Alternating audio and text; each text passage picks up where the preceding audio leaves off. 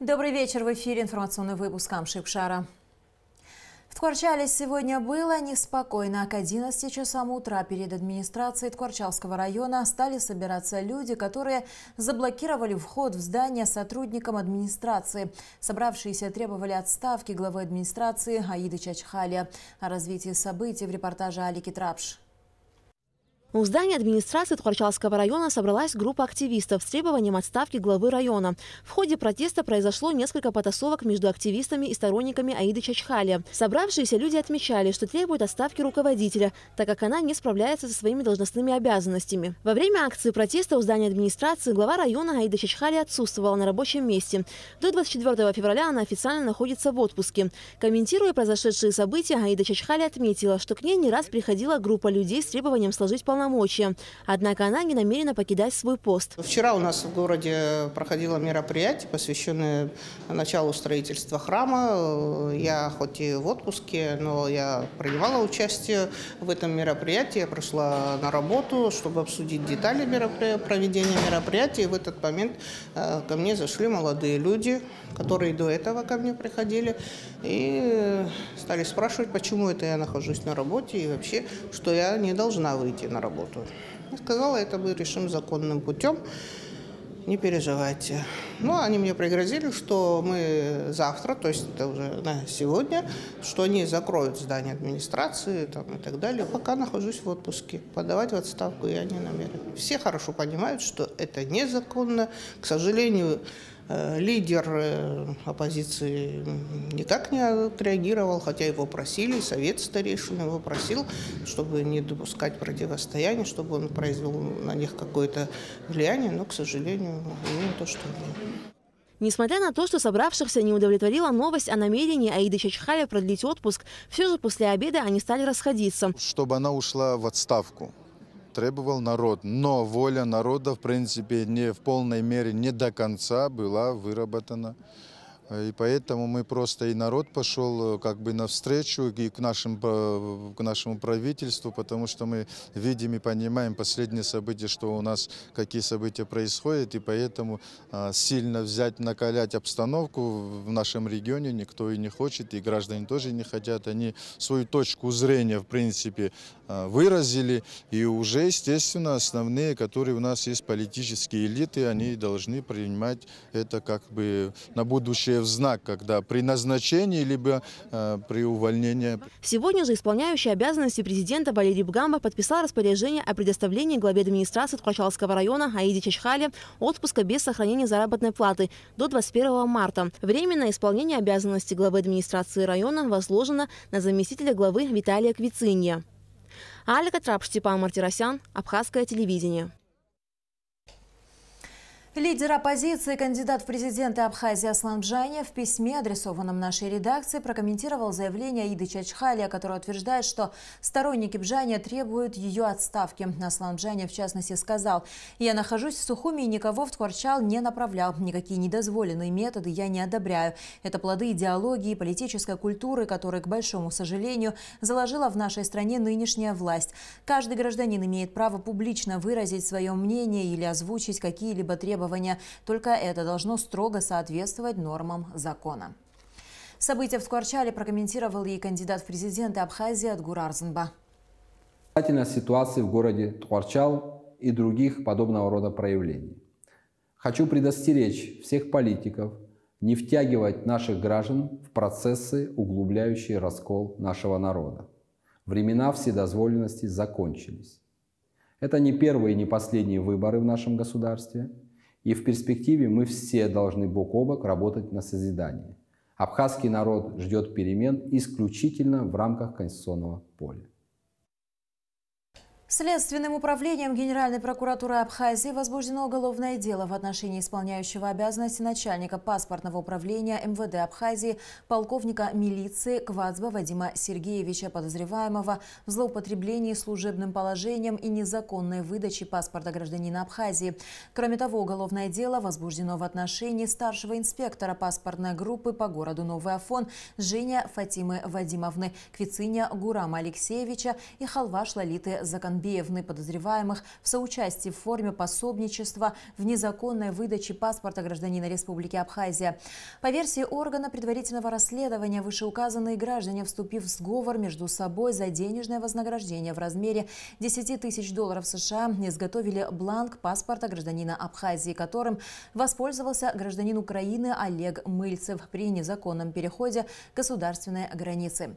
Сегодня полковник милиции Вадим Гвацба был задержан. В настоящее время решается вопрос об отстранении его от должности, а также об избрании в отношении него меры пресечения в виде заключения под стражу. Следственным управлением Генпрокуратуры возобновлено уголовное дело в отношении бывшего главного бухгалтера Государственного таможенного комитета Кайтан Медеи Константиновны, обвиняемой в хищении вверенного имущества путем присвоения в особо крупном размере, а именно 31 миллиона рублей. Уголовное дело по данному факту было возбуждено 11 января 2016 года. Основанием возобновления расследования послужил факт нарушения процедуры объявления Кайтан в международный розыск, а также отсутствие в материалах уголовного дела данных об отправке в Международный отдел Генпрокуратуры Российской Федерации пакета документов, необходимых для задержания лица, находящегося на территории России. В рамках возобновленного уголовного дела в Генеральную прокуратуру Российской Федерации направлен пакет документов, необходимый для задержания Медеи Кайтан. К другим новостям. Сегодня исполнилось 146 лет со дня рождения основоположника абхазской национальной литературы Дмитрия Иосифовича Гулия. По уже сложившейся традиции, в этот день в Государственном мемориальном доме-музее поэта состоялось праздничное мероприятие, до начала которого к памятнику Дмитрия Гулия были возложены цветы. Репортаж Ясмы Гуланзе. У памятника Дмитрия Гулия в Сухуми 21 февраля традиционно многолюдно. Почтить память народного поэта пришли представители творческой интеллигенции, общественность, школьники и другие почитатели его бессмертного творчества.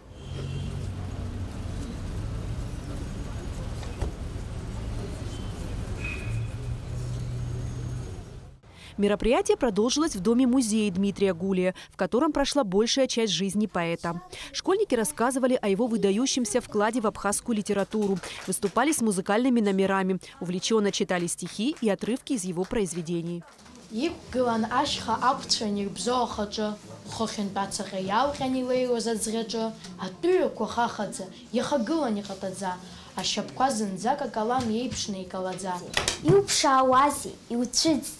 Абас улахзейкузи, нахыцха ицаз угурлёма, мшыннырч иго уджабома, сыла шарасы псаткил, абас улахзейкузи.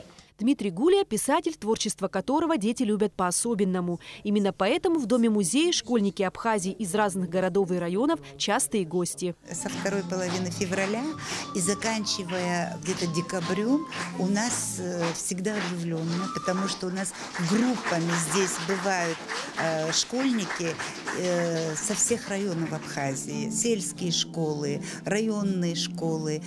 Особенно очень часто здесь бывают наши сухумские школьники. Не только они просто здесь проводят экскурсии, мы проводим с ними всякие мероприятия. В разные годы в стенах этого дома собирались представители абхазской и русской интеллигенции.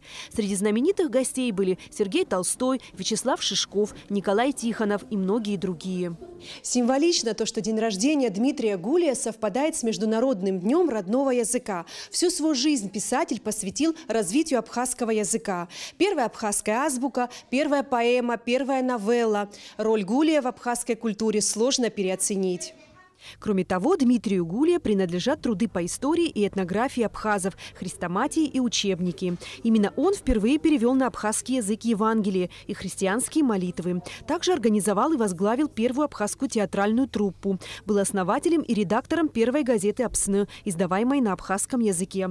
Но все же больше всего Гулия известен как лирический поэт и романист, точно вырисовывающий образы героев в своих произведениях. Самое такое, что мне запомнилось, это его произведение «Камачич». А кто тебе из героев понравился? Главный герой. Сама Камачич, да. Была очень волевой, она даже, можно сказать, чем-то была похожа на мальчики, любила кататься на лошадях. Дмитрий Гулия был многогранным человеком, вложившим много труда в возрождение абхазской культуры. Всю жизнь свою, как воин и поэт, служить народу выше счастья нет. 86 лет Дмитрий Гулия верно служил своему народу. О себе самом он написал лишь скромную автобиографию и завещал своим потомкам искать ответы на все интересующие их вопросы в его стихах и прозе. Эсма Гуланзе, Тамас Чиковани, Абхазское телевидение.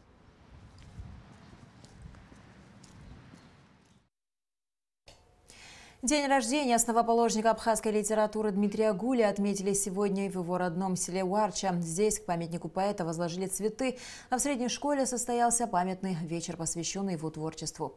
Подробности в репортаже Сарии Кварцхеля. Село Уарча Гулрипского района. Именно здесь родился и провел раннее детство создатель абхазской письменности, основоположник абхазского литературного языка, народный поэт и писатель Дмитрий Гулия. Дом, в котором жила его семья до выселения в Турцию, не сохранился. Семья Гулия была из тех, кого вынуждали покинуть берега родного Кодора после русско-турецкого противостояния на Кавказе.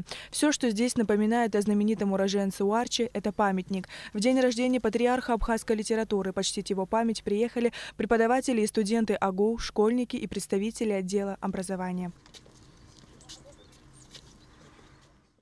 Мероприятие продолжилось в Уарчинской средней школе. Учащиеся продемонстрировали интерес и любовь к творчеству поэта. В программу вошли отрывки из его произведений, песни, рассказы, сценки, абхазские национальные танцы и, безусловно, стихи.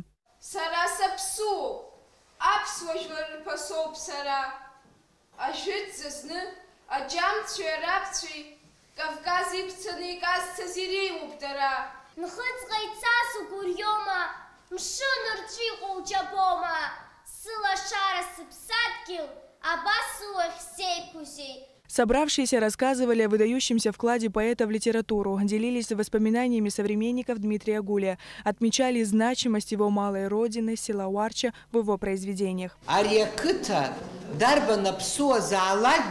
Харасия хузи ярахдохат культура ахыцхыртаква рчигылаз зиграбхе зиргылан абракоп ярахыцхыртахюко абриварча кытан ярадахиз Харасия хузи яра абрешколги яра шештагыла заашаги зиграбхе зиргылан абрихапсо дохат культура ахыцхыртачигылаз дахиз абран пиялагатуп. Из-под пера Дмитрия Гулия вышло бесчисленное количество творений, которые оставили яркий свет в национальной литературе.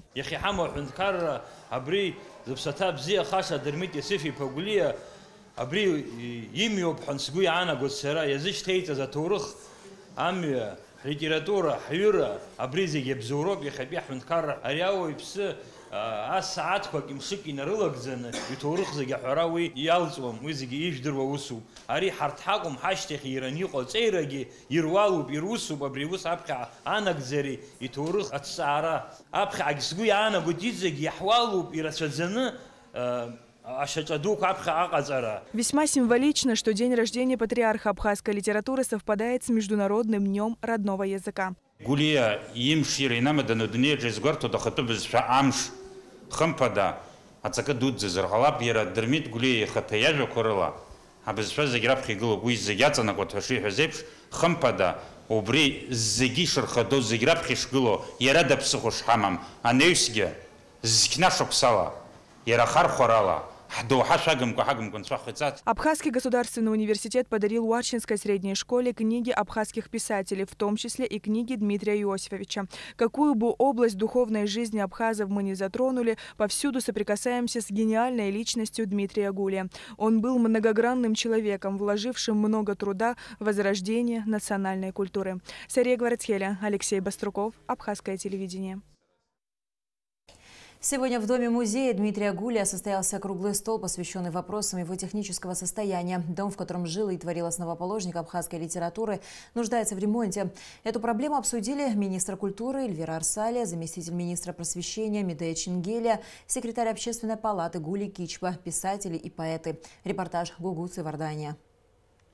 В этом небольшом белом здании, расположенном в центральной части Сухума, напротив площади Свободы, писатель, поэт, историк и этнограф Дмитрий Гулия прожил много лет.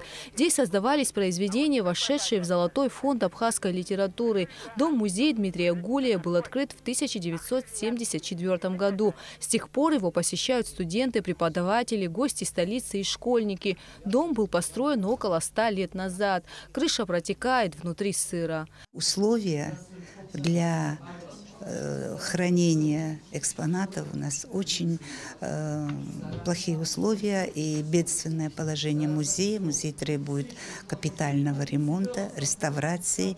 Из-за сырости у нас портятся экспонаты, портятся уникальные документы.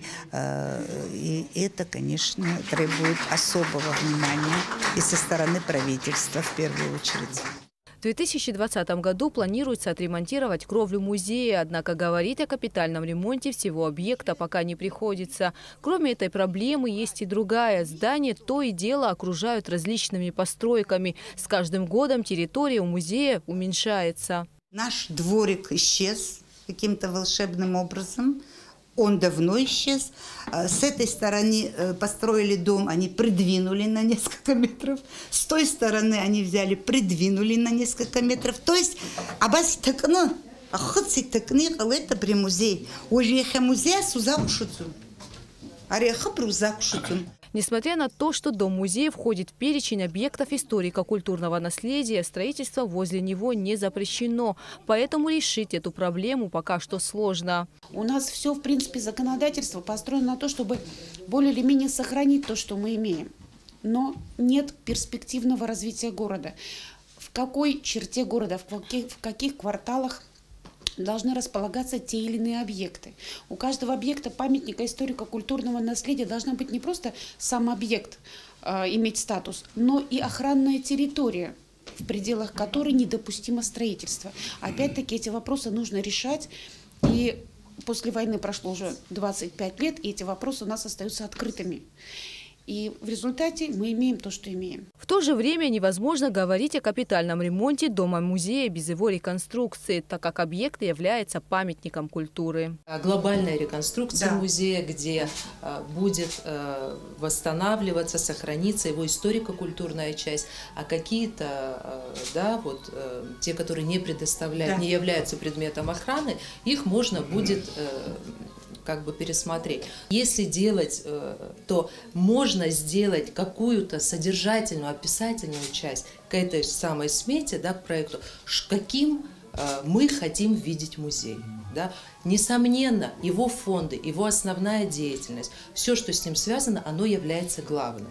Но, то есть, каким может быть этот музей? И тогда можно, в конце концов, и 2020 год посвятить вот этой работе. То есть, какой хотим видеть музей. Несмотря на все проблемы, с которыми сталкиваются сотрудники музея, здесь очень часто проводятся экскурсии для детей, концерты, вечера и круглые столы с участием писателей и поэтов. Делается все возможное, чтобы двери дома-музея не закрылись для посетителей.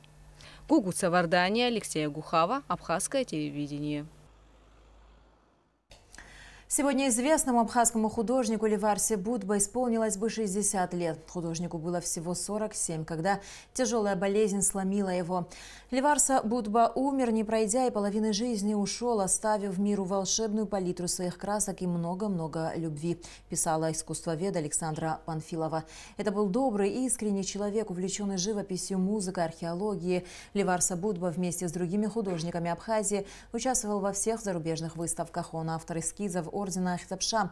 Сам является кавалером этого ордена второй степени. Картины Ливарсы Будба выставлялись в различных собраниях и коллекциях США, Германии, Франции, Италии, России, Швейцарии, Турции и Японии.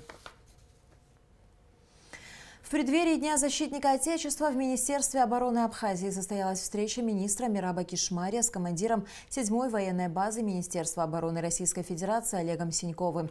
Об этом сообщает пресс-служба оборонного ведомства. Мираб Кишмария поздравил Олега Синькова и весь личный состав 7-й, Краснодарской, Краснознаменной, орденов Кутузова и Красной Звезды военной базы с Днем защитника Отечества и поблагодарил за самоотверженный труд, который обеспечивает стабильное развитие демократического общества, гарантирует мир мирную и спокойную жизнь народа в России и Абхазии.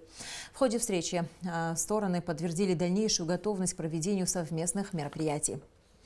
Сегодня в Сухуме состоялась презентация нового каталога Торгово-промышленной палаты. По традиции мероприятия прошло с участием многочисленных гостей. Тематика самого каталога меняется из года в год. В 2020 году издание решили посвятить бизнес-предприятиям, успешно работающим в республике с привлечением инвестиций. На презентации присутствовала и наша съемочная группа. Все подробности в репортаже Амелии Бисмарк. Любая национальная экономика связана с внешним миром, поэтому необходимым условием ее развития является высокая инвестиционная активность. Исходя из этого мнения, специалисты Торгово-промышленной палаты Абхазии решили посвятить свой новый каталог теме инвестиций и бизнесу, связанному с экономическими вложениями зарубежных партнеров. К сожалению, отсутствие инвестиционного бума в Республике Абхазия связано с нехваткой постоянной работы в этом направлении. Просто ждать от кого-то, что кто-то за нас придет и сделает хорошее для нашей республики, для усовершенствования уровня нашей жизни. Сегодня настало то время, когда нам не нужно никого критиковать.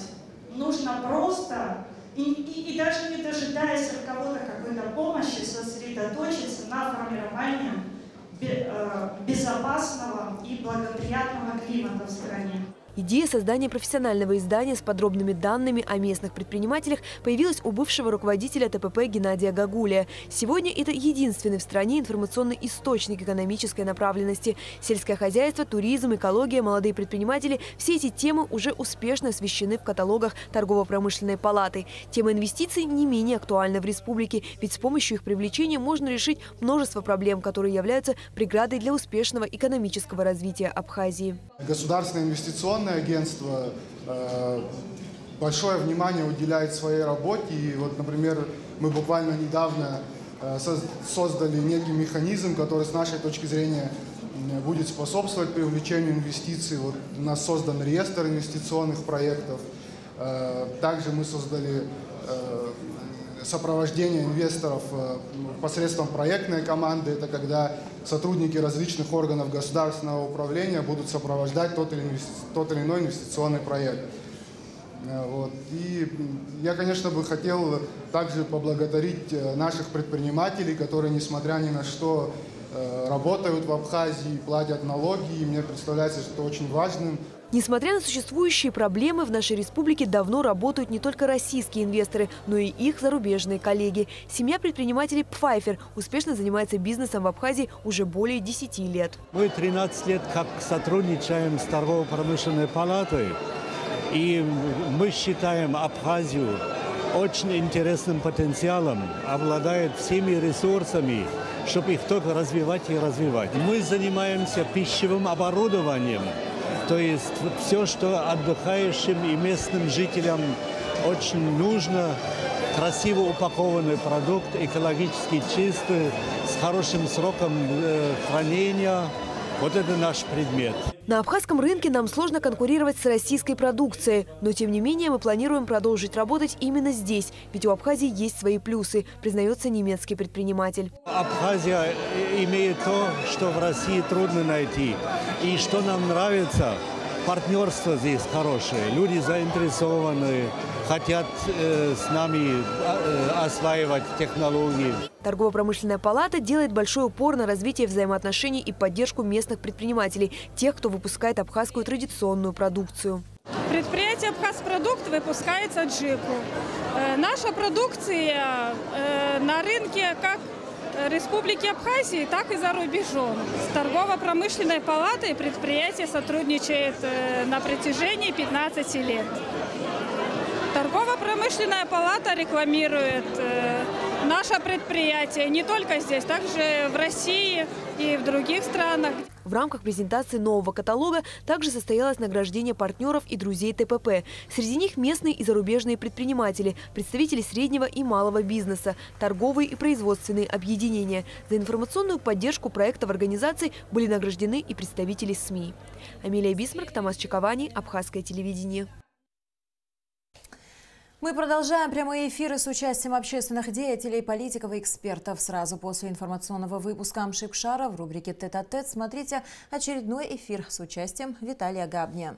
И В завершении выпуска о погоде.